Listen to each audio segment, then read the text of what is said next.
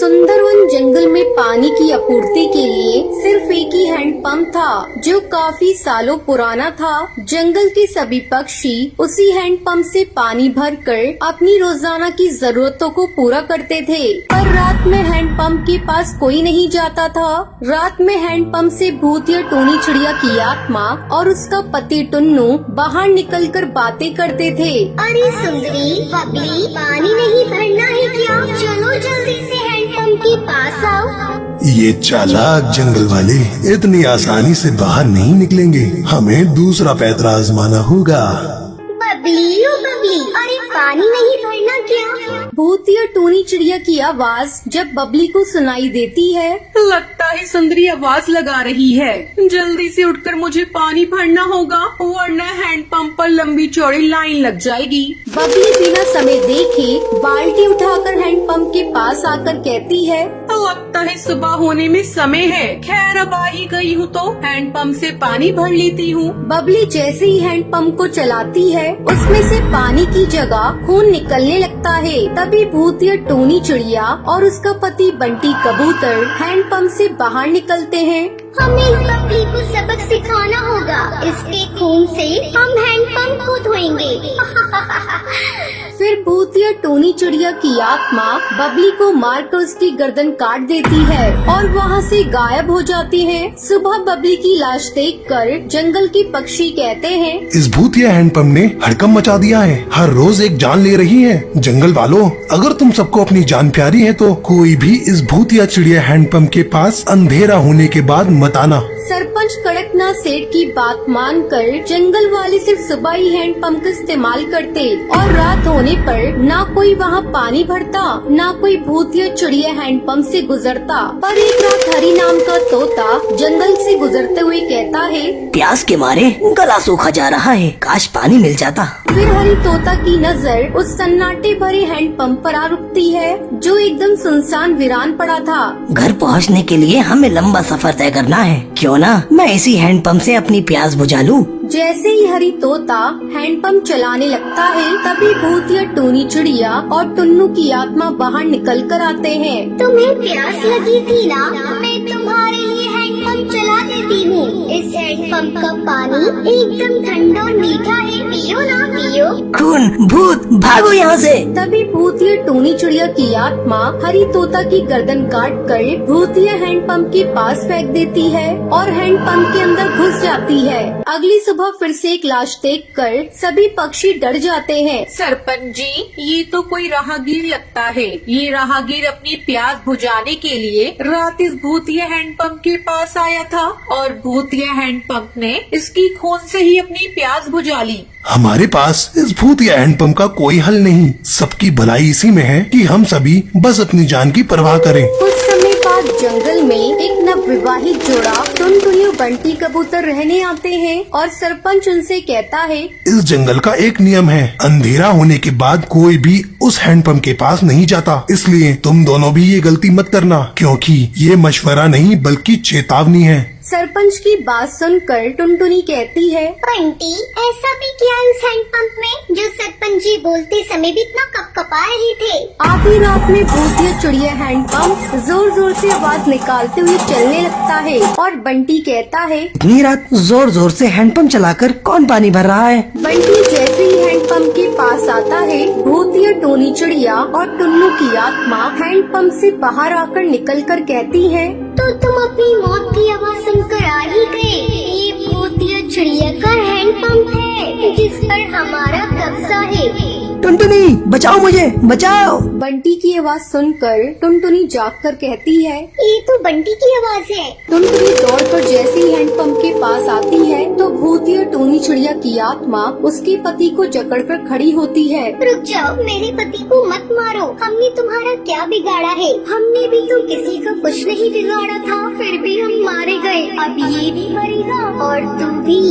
अगर तुम मेरे पति की जान बख्शती हो तो मैं तुम दोनों की मदद करूंगी। मैं और मेरा पति इसी जंगल में रहते थे। हम इसी हैंडपंप का मीठा पानी डिब्बे में भरकर जंगलों में बेचा करते थे। टूनी, हमारे हैंडपंप के मीठे पानी के कारण अच्छी कमाई हो रही है, तो क्यों ना हम इस हैंडपंप के पानी को बिस्लरी बोतल में भरकर स्टेशन के यात्रियों और ट्रेनों में बेचें। हम दोनों ने बोतलों में पानी भरकर बेचना शुरू किया। कुछ ही दिनों में हम लोग काफी अमीर हो गए, जिसे देखकर जंगल वाले और कड़कनाथ हमसे चलकर कहने लगे, ये हैंडपंप जंगल की जरूरत के लिए लगा हुआ है, तुम्हारी कमाई के जरिए के लिए नहीं। पूरे जंगल के पानी तो तुम दोनों पति पत्नी भर लेते हो। पर कड़कनाथ सेठ, इससे धरती का पानी घट तो नहीं जाता। आज से तुम दोनों इस हैंडपंप के पास नजर भी मत आना, वरना अंजाम बुरा होगा। अब खारा पानी पीकर जिंदा रहो। इस हैंडपंप के मीठे पानी की बिक्री करके बहुत नोट बटोर लिए तुमने। हमने कड़कनाथ की बातों को नजरअंदाज किया और रात में हैंडपंप से पानी भरने लगे। हैंडपंप की चलने की आवाज सुनकर सभी वहाँ इकट्ठा हो गए। कड़कनाथ सेठ ने बड़ी बेरहमी से हम दोनों को मारकर हमारी लाश इस हैंडपंप के नीचे दफना दी और जंगल के पक्षियों ने सब रात उसका साथ दिया। हमें इंसाफ नहीं मिला, तब से हम इस हैंडपंप पर कब्जा करके पक्षियों को मार रहे हैं। मैं तुम्हें यकीन दिलाती हूँ कि मैं तुम दोनों को इंसाफ दिलाऊंगी। अगले दिन टुनटुनी सरपंच के खिलाफ पुलिस चौकी में FIR दर्ज करवाकर छानबीन करवाती है, जहां हैंडपंप के नीचे टूनी चिड़िया और टुन्नू चिड़ा की लाश मिलती है। कड़कनाथ सेठ को उम्र कैद की सजा मिल जाती है। फिर भूतिया टूनी चिड़िया और टूनी की आत्मा हैंडपंप से हमेशा के लिए मुक्त हो जाती है। रात के अंधेरे में एक कबूतर अपनी साइकिल से अपने घर लौट रहा था। वो एक पेड़ के पास से गुजरा तो उसे लगा जैसे कोई इसका पीछा कर रहा है। वो मुड़ा तो पीछे कोई नहीं था। वो साइकिल चलाता रहा और तभी उसे किसी के हंसने की आवाज सुनाई दी। कौन है? कौन है यहाँ? उसने फिर से पीछे देखा तो वहाँ कोई नहीं था, पर उसकी साइकिल पर 2 कठपुतलियाँ थी। ये कहाँ से आ गई? उसने उन चिड़िया की कठपुतलियों को उठाया और फेंका, पर कठपुतलियाँ जमीन पर गिरने की बजाय उड़ने लगी। वो कबूतर भागने लगा। तभी वो दोनों चिड़िया की कठपुतली उसका पीछा करने लगी। कहाँ तक भागोगे? हम तुझे नहीं छोड़ेंगे। कठपुतलियों ने उस कबूतर को घेर लिया।